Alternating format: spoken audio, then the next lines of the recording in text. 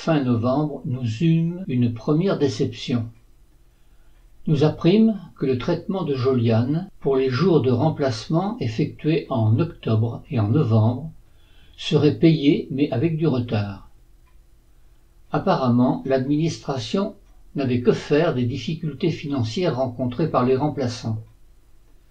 Mon salaire, en tant que débutant, n'était pas conséquent, et nous avions des frais supplémentaires depuis le mariage. Nous allions devoir trouver une solution en attendant que l'administration se décide à régulariser la situation de Joliane. Une seconde déception suivie d'une crainte vint également assombrir cette fin d'année 1963. Joliane avait été convoquée pour la visite traditionnelle d'embauche. Cette visite devait permettre de s'assurer qu'elle remplissait les conditions requises pour une titularisation future dans le corps de l'éducation nationale. Elle avait été refusée au cours de la visite. Elle avait une acuité auditive à une oreille qui n'était pas bonne. Cela pouvait être un motif de refus et nécessiter une contre-visite qui déciderait du sort réservé à sa potentielle admission dans le corps des enseignants. Joliane m'apprit aussi fin novembre qu'elle était enceinte. Ce n'était pas l'idéal. Nous aurions bien aimé attendre un peu et nous organiser avant d'accueillir un bébé. Joliane était déjà suffisamment débordée par sa nouvelle activité. En ces années 60, on parlait peu en famille, sinon pas du tout, de sexualité et de moyens contraceptifs. Nous étions, l'un et l'autre, totalement ignorants. Michel Sozo m'avait bien dit que nous devrions prendre des précautions, mais il avait oublié de me donner le mode d'emploi. J'aurais dû le lui demander. J'étais encore assez timide à cette époque et je n'avais pas osé le questionner. J'appris que le SNI auquel j'avais adhéré en début d'année pouvait, sous certaines conditions, faire l'avance du traitement des remplaçants pour pallier la lenteur de l'administration dans le paiement de leur salaire. Je pris contact avec le délégué chargé de cette mesure. C'était le directeur de l'école Réaumur, située à l'angle de la rue des Écoles et de la rue Rambaud, entre la place de Verdun et le lycée Jean Dauté à La Rochelle. Nous sommes allés le rencontrer un jeudi. Il nous reçut dans son logement de fonction. Je pus à cette occasion mesurer l'écart qui existait entre son logement, le plus luxueux de ceux que j'ai pu visiter par la suite, et le nôtre à Beauvais. Notre maison était sans chauffage. Au cours de la conversation, il nous apprit qu'il était chauffé par la ville. Son appartement était relié au chauffage central de l'école. Il se plaignait même de la chaleur excessive qui l'obligeait à fermer certains radiateurs. Après nous avoir longuement questionnés sur nos conditions de vie, il accepta de nous allouer une avance correspondant à 2 mois de traitement. Il nous prévint que nous devrions rembourser dès que notre situation financière serait régularisée. Cette aide fut la bienvenue et nous évita de solliciter une aide à nos parents, ce que nous voulions éviter à tout prix. Pour notre mariage, nous avions reçu énormément de cadeaux. Nos 2 familles avaient beaucoup de connaissances, notamment dans le cadre professionnel. La plupart de ces personnes se faisaient un devoir d'offrir un présent dans ces circonstances. C'était la tradition. Parmi ces cadeaux, l'un d'eux souleva l'indignation de mes parents. La famille Delfaux de Beauvais-sur-Matha tenait une quincaillerie sur la place centrale du bourg. M. Delfaux était également électricien et mon père faisait souvent appel à ses services pour des réparations ou des installations de nouvelles machines à la laiterie. Nous étions donc un très bon client. Pour l'occasion, la maison Delfaux avait offert une petite théière en inox. Le hic, c'est que cette théière avait un défaut. Elle avait reçu un choc et elle était légèrement cabossée sur sa partie centrale. Mon père était furieux. Il estimait que le cadeau était ridiculement mesquin. Il aurait préféré que M. Delfau ne fasse pas de cadeau du tout, plutôt que de se ridiculiser de la sorte. De plus, offrir un objet abîmé invendable en magasin, cela le révoltait. Il savait que ces personnes étaient particulièrement pingres, mais là, selon lui, cela dépassait les bornes. Je venais justement d'acheter un réfrigérateur au magasin. C'était un appareil d'un prix conséquent, un Kelvinator. Le réfrigérateur était de qualité. Il nous rendra de précieux services durant une trentaine d'années avant de finir sa vie chez notre ami Pierre Lucas. J'en profitais pour me payer de culot et j'expliquais à M. Delfau qu'en ouvrant le paquet contenant son cadeau, j'avais remarqué que la théière avait reçu un choc. Pourtant, elle était fort bien emballée. À l'évidence, le choc n'avait pas pu survenir dans le transport. « Je suis désolé, monsieur Delfau, mais en ouvrant votre cadeau, nous nous sommes aperçus que la théière était cabossée. Serait-il possible, s'il vous plaît, que vous me l'échangiez, lui dis-je. Monsieur Delfau devint tout rouge, se tortilla et me répondit après un instant de silence. « Oh, monsieur Berland, cela ne se fait pas de rapporter un cadeau. » Trouvant que j'avais bien du toupet de lui demander cet échange. Je n'insistais pas. Ce qui ne se fait pas, monsieur Delfau, pensai-je, c'est d'offrir un objet abîmé. Je repartis, un sourire ironique au coin des lèvres. Je me moquais pas mal de ce cadeau dont je n'avais que faire. Par contre, la famille Delfau, elle, avait perdu un client. Depuis, je n'ai plus jamais franchi la porte de la quincaillerie. Un autre cadeau reçu à cette occasion mérite également un commentaire. Une amie de la famille, Madame Avenel, était une femme assez originale. Je vous renvoie à la découverte de son personnage en vous référant à mon livre Le Certif et au livre de ma chère sœur, Un îlot pour berceau, où elle raconte ses démêlés avec cette dame dans le chapitre intitulé Madame A.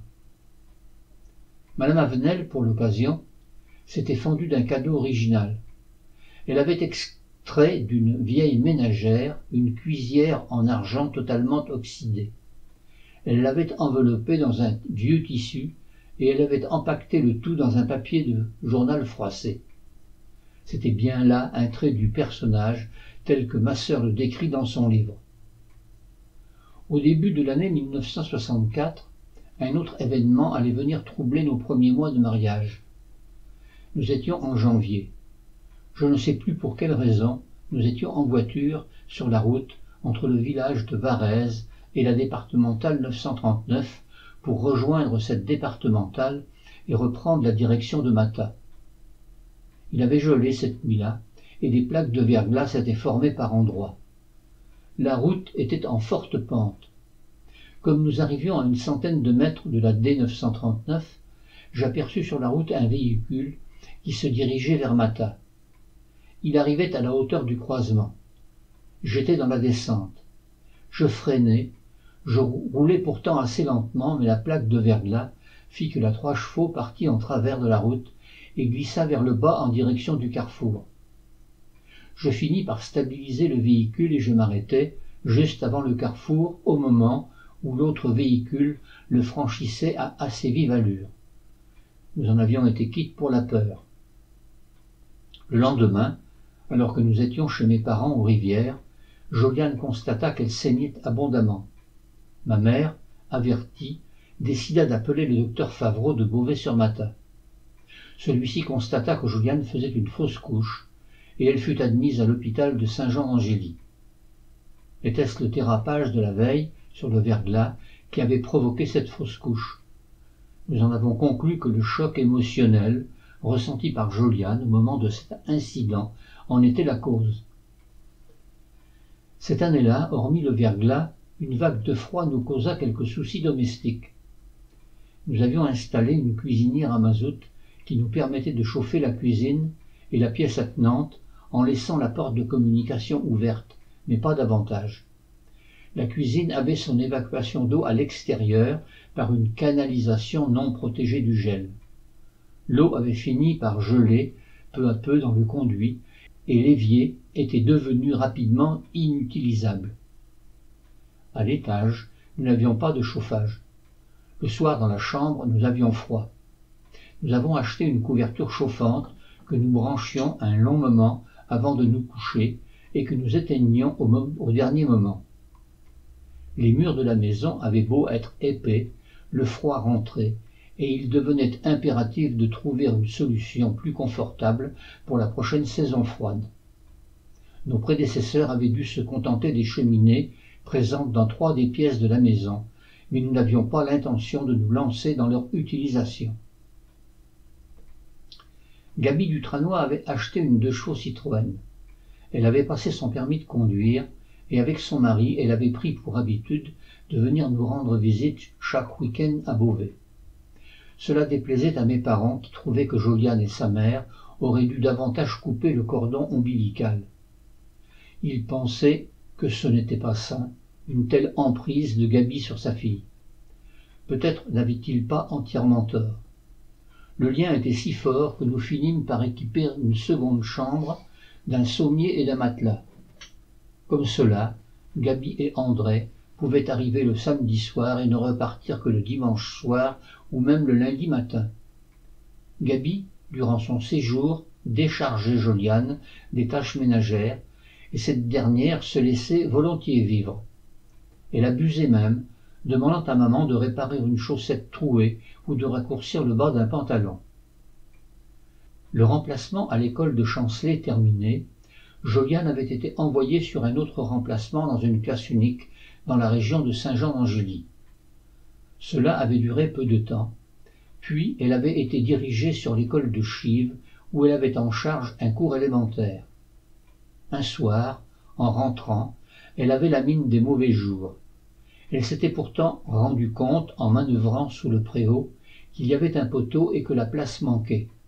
Elle avait tout de même reculé, et elle avait embouti l'arrière du véhicule en enfonçant la carrosserie et en brisant le phare arrière.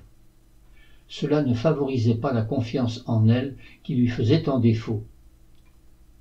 En mai, elle m'apprit qu'elle était de nouveau enceinte, ce qui fit dire à mon père, qui manquait parfois de délicatesse, « Ce sera une belle pondeuse ». La fin de l'année approchait. Janine André, ma collègue directrice, m'annonça qu'elle avait demandé son changement. Un poste de directrice était devenu vacant à l'école maternelle de Matha. Elle s'était portée candidate et elle l'avait obtenu. C'était une bonne nouvelle.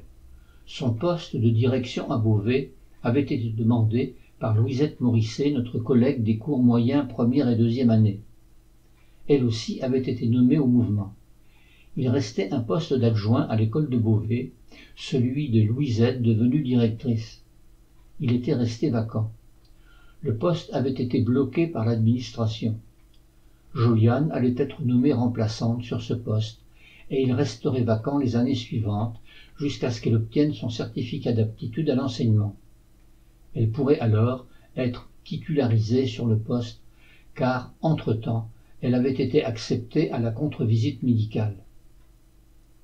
Nous étions en juin. L'examen du certificat d'études primaires venait d'avoir lieu. Sur mes 10 candidats, 9 avaient été reçus, et mon candidat, catalogué, déjà programmé pour un premier prix cantonal, avait bien obtenu le Graal. L'honneur était sauf. J'allais pouvoir passer un été tranquille et entamer une seconde année à Beauvais avec une autorité et une confiance renforcées. Cette année-là, Barbara, la correspondante allemande de Sonia, devait venir en France puisque ma sœur avait été accueillie l'année précédente en Allemagne.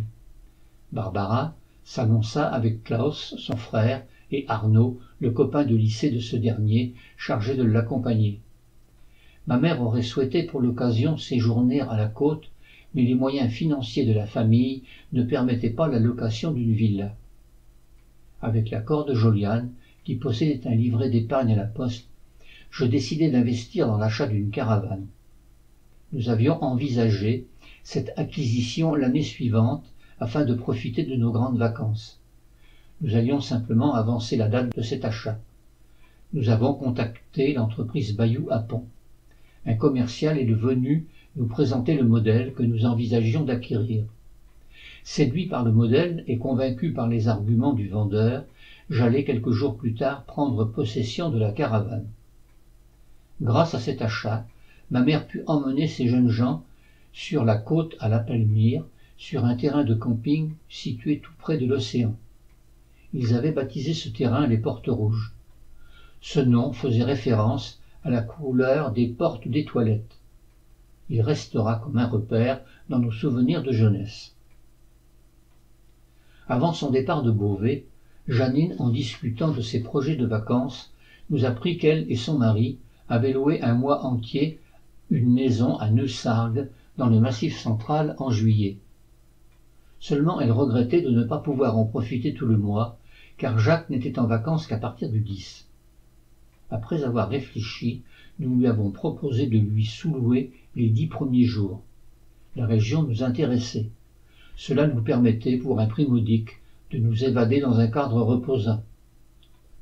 Le choix se révéla judicieux.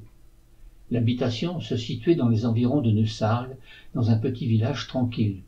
Ce fut notre voyage de noces. Nous avons profité de ces jours de détente pour visiter et découvrir une magnifique région.